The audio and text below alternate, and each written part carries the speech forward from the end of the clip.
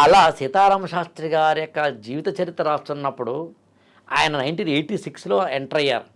1986 తెలుగు నేలలో ఏం జరుగుతోంది, సినిమాలు ఎలా ఉన్నాయి, అప్పట్లో ఎన్ని సినిమాలు రిలీజ్ అవుతూ ఉన్నాయి, కోదండ రామిరెడ్డి గారు ఏం చేత ఒక సినిమా రాయించుకుంటే ఆయన ఎన్ని సినిమాలు అంతకుముందు రాయించుకున్నారు, తర్వాత ఎన్ని రాయించుకున్నారు, ఎన్ని రాయించుకోలేదు, నారీ నారీ నడుము మురారి దగ్గరికి వచ్చేసరికి మాత్రం అన్ని పాటలు రాయించుకున్నారు, మిగతా సినిమాలకు ఒక పాట రాయించుకోలేదు, కారణాలేంటి? అసలు 1986 అనేది తెలుగు నేలలో ఒక ఏమంటే ట్రాన్సిషన్ పాయింట్. తెలుగు జాతి మారుతున్న సమాజం అది. స్కూల్ కార్పొరేట్ కాలేజీలు అప్పుడే వచ్చినాయి. ఇవాళ మనం మాట్లాడుతున్న 2 కార్పొరేట్ పాఠశాలల దిగ్గజాలు ఎవరైతే ఉన్నారో పేర్లు చెప్పడం భావ్యం కాదు, అవి వచ్చినవి 1986 ఆ ప్రాంతంలో. అలాగే టీవీ 1980లో వచ్చింది. టీవీ సీరియల్స్ రామానంద సాగర్ యొక్క రామాయణం లాంటివి కానీ లేకపోతే కనుక మహాభారతం లాంటివి కానీ అప్పుడు వచ్చినవే. సినిమాల్లో మారుతున్నాయి, డిస్కో డ్యాన్సులు స్టార్ట్ అయినాయి, కమర్షియల్ సినిమాలు స్టార్ట్ అయినాయి, 2 హీరోయిన్లు ఉంటేనే కానీ సినిమా నడవని సినిమాలు స్టార్ట్ అయినాయి. ఇలా సినిమాలలో అనేకమైన రూపాలు, ఏదో గజ దొంగ, దర్జా దొంగ లాంటి, అడవి దొంగ లాంటి, అంటే కమర్షియలైజేషన్ ఆఫ్ ద ఫిల్మ్, ఇలాంటి వాటిలో సినిమా మారుతున్న దశలో సీతారామ శాస్త్రి గారు ఎలా నిలబడ్డారో రాశాను. విజ్ఞానం అనేది కమర్షియల్ అవుతున్న సమయంలో ఈయన పాటని కమర్షియల్ చేశాడా చేయలేదా అనేది పాయింట్. అందులో సీతారామ శాస్త్రి గారు ఓ చోట రాశాను నేను, ఆయన్ని నదిలోకి తోసేశారు పాటలు రాయని.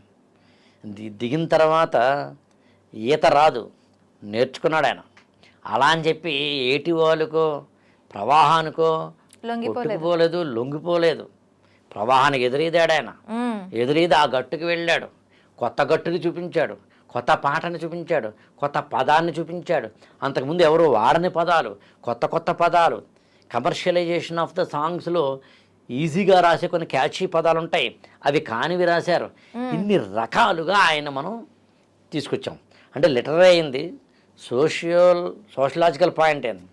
ఈ రెండూ కాకుండా మోటివేషనల్ పాయింట్. ఎలా నిలబడ్డాడు ఆయన, ఎలా పోరాడాడు ఆయన, ఎలా విలువలు కట్టుబడి ఉన్నాడు ఆయన. చివరిలో 2000 తర్వాత ఆయనకి సినిమా పాటలు తగ్గినాయి. ఒకప్పుడు 1997 ఆ ప్రాంతంలో సంవత్సరానికి ఆయన 150-170 పాటలు రాస్తే 2006, 7, 10, 2019 ఆ ప్రాంతాల్లో సంవత్సరానికి 5-6 పాటలు రాశారు ఆయన. ఊహించొక్కసారి, సంవత్సరానికి 5 పాటలు అంటే ఒక వ్యక్తికి, సరే పాటకి అప్పట్లో ఆయన 3 లక్షలు ఇచ్చారనుకున్నా, పాట 6 పాటలు వస్తే 3 × 18 లక్షలు అంటే ఎలా గడుస్తుంది ఇల్లు? మామూలుగా అయితే లాజికల్గా ఆలోచిద్దాం. ఆస్తులు సంపాదించుకోలేదు, అంతస్తులు చూడలేదు, ఏమీ కాదు, అందుకు షికారుకు వచ్చింది అన్నాను నేను. ఆయన షికారుకే వచ్చాడు.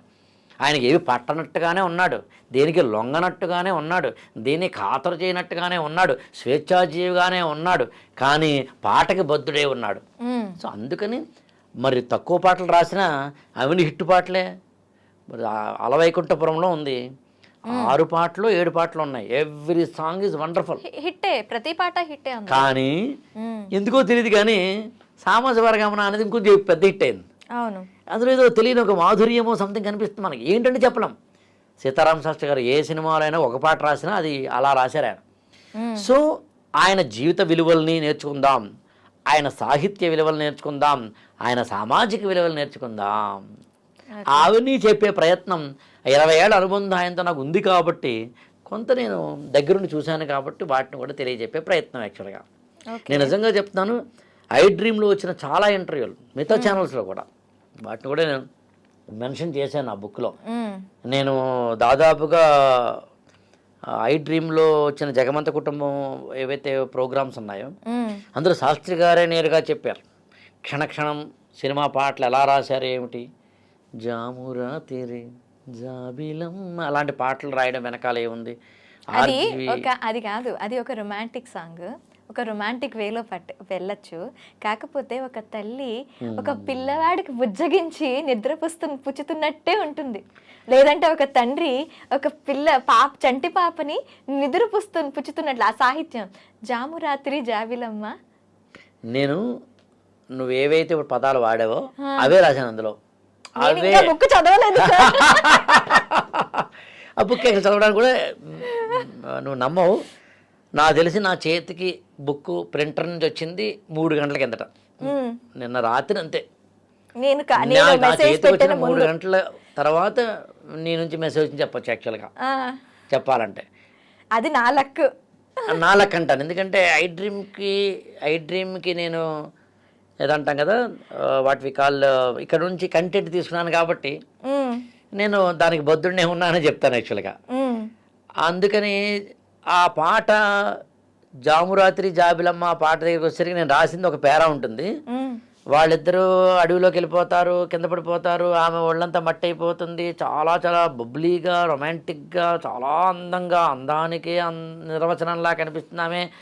అలాంటి శ్రీదేవి పక్కన వెంకటేషు చీకట పడింది, ఆమెమో అమాయకంగా భయపడిపోతూ ఉంటుంది. ఈ టైంలో రొమాంటిక్ పాట మాత్రమే వస్తుందని అనుకునే ప్రేక్షకుడికి అసలు వాళ్ళిద్దరి మధ్యన కనీసం శరీరపరమైన స్పర్శ కూడా లేకుండా, ఆమెను కలిసి దగ్గరగా కూడా తీసుకోకుండా, అది కూడా రామగోపాల్ వర్మ గారి కాబట్టి జామురాత్రి జాబిలమ్మ అంటూ ఆయన రాసిన విధానం ఖచ్చితంగా మామూలు విషయం కాదు.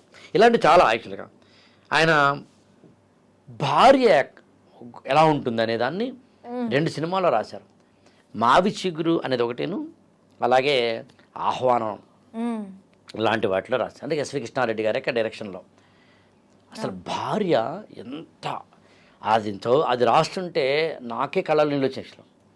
భార్య ఎలా ఉంటుంది అన్నది. కానీ అదే సీతారామ శాస్త్రి గారు మొగుడు ఎలా ఉండాలో కూడా మొగుడు అనే సినిమాలో రాశారు, కృష్ణవంశీ గారి డైరెక్షన్లో. అందులో లైన్ రాస్తారు యాక్చువల్గా, నువ్వు మగాడివి అయితే సరిపోదు, మొగుడివి కూడా కావాలి. ఊహించి ఎంత అత్యద్భుతమైన అది కూడా రొమాంటిక్ సాంగ్. అందులో వెన్ను నిమురుతోనే పదాలు వస్తాయి, చాలా రొమాంటిక్. దాంట్లో మగాడివి అయితే సరిపోదు అంటే పురుషుడివి మాత్రమే. అప్పుడు పురుషుడు అయితే స్త్రీని స్త్రీగా మాత్రమే చూస్తావు. ఇప్పుడు మొగుడు అయితే నీ పాత్ర మారింది, నీ యొక్క బాధ్యత మారింది. మొగుడు అయినప్పుడు ఆమె నీకు భార్య అయింది. భార్య అంటే ఇంకో ఇంటి నుంచి తెచ్చుకున్నావు నువ్వు. తన ఇంటి పేరు మార్చుకుంటోంది, తల్లిదండ్రులు వదులుకుంటోంది, అన్నదమ్ములను వదులుకుంటోంది, 2 జడలు పోతున్నాయి, 1 జడ అవుతోంది. తన ఇష్టాలు, తన అభీష్టాలు, తన అభిమానాలు అన్నిటినికి కామా కనీసం పెట్టి ఫుల్ స్టాప్ కాకపోయినా నీ దగ్గరికి వస్తోంది. నువ్వు ఎలా చూసుకోవాలి? డొమెస్టిక్ వైలెన్స్ పోవడానికి ఆ 2 లైన్లు చాలంట నేనైతే. మగాడివి అయితే సరిపోదు, మొగుడివి కావాలి అని. ఆ పాట ఆ సినిమా వచ్చింది నాకు తెలిసి 12 సంవత్సరాలు అవుతుంది, 2011 ఇప్పుడు వచ్చింది, నేను కాదంటలేదు. కానీ సీతారామ శాస్త్రి గారు ఆ పాట రాయడం వెనకాల ఏముందో రాశాను నేను. ఇలా చాలా యాక్చువల్గా చాలా పాటలు. ఆ పర్సనల్ లైఫ్ అన్నారు కదా, ఆయన సతీమణి గురించి కూడా సతీమణి గురించి నాకు అంటే ఇప్పటి వరకు అంటే మాక్సిమం అందరి సతీమణులు అలా అలవోకగా అలా వచ్చినట్టు కనిపిస్తారు, కానీ ఎక్కడ అమ్మ మనకి కనిపించరు. సీతారామ శాస్త్రి గారి వైఫ్ ఎక్కడ మనకి అసలు ఉన్నారా లేరా అన్నట్టుగానే ఉంటారు. తక్కువ. అంటే ఎలా ఉంటుందంటే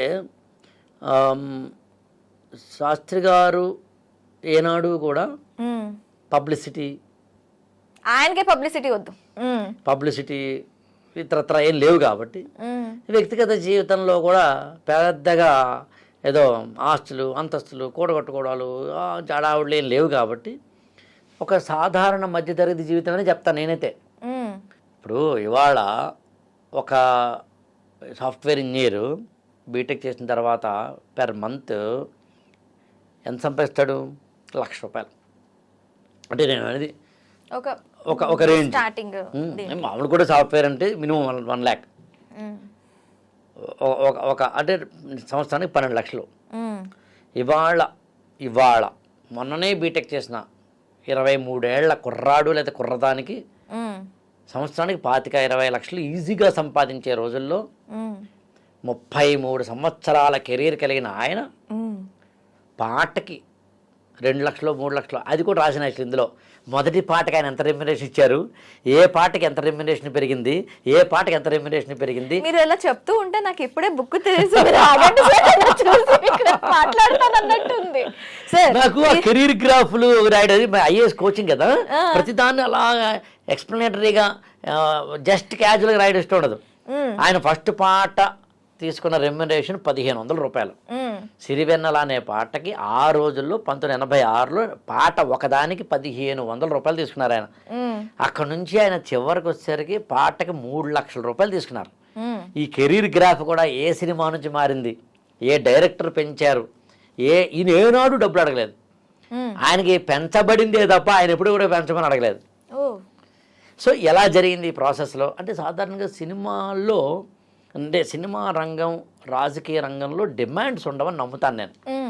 అంటే నాకు ఇంతే కావాలని ఇప్పుడు కూడా నేను అంటాను. అంటే లీడింగ్ రైటర్లు కూడా ఎవరైనా అంటే వాళ్ళు ఒకరి పేరు చెప్పి అనుకోవడం ఆగాను తప్ప నేను నాకు ఇంతే ఇవ్వండి అని అనలేరు. డైరెక్టర్తో సహా ఎక్కడో ఒక చోట హీరో అంటే వాళ్ళ మీద ఆధారపడింది మినహాయిస్తే తప్ప అది కూడా బార్గెనింగ్ ఉంటుంది. ఓ సినిమాకి అయితే ఒకలా ఓ సినిమాకి ఒకలా ఉంటుంది. అందుకని సినిమాల్లో బార్గెనింగ్ ఉంటుంది తప్పించి కానీ డిమాండ్ కమాండ్ ఉండదు. అయినా ఎంతో కొంత రిక్వెస్ట్ సబ్మిషన్ ఉంటుంది కదా, అది లేని వ్యక్తికి నేను చెప్పడం నా ఉద్దేశం.